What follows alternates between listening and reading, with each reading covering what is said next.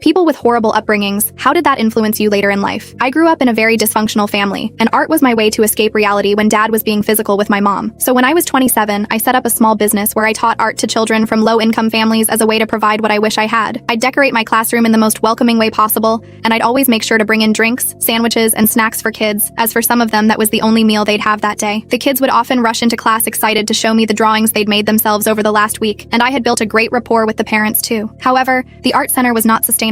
Every single one of my classes was completely free, so I relied on funding from the council and donations to keep the lights on. Unfortunately, after a few years of running the center, people became less interested. My classes, which once had 15 or 20 kids, now had 5, and thus the council deemed that the art center was no longer worthy of funding. Perhaps it was a bad decision on my part, but I never worked a job as I always made enough from donations and funding to get by. But without it, I was lost. I fell behind on bills quickly, and had no savings to fall back on. I became homeless at 31. The full story where the woman rebuilds her life is on my channel and linked below.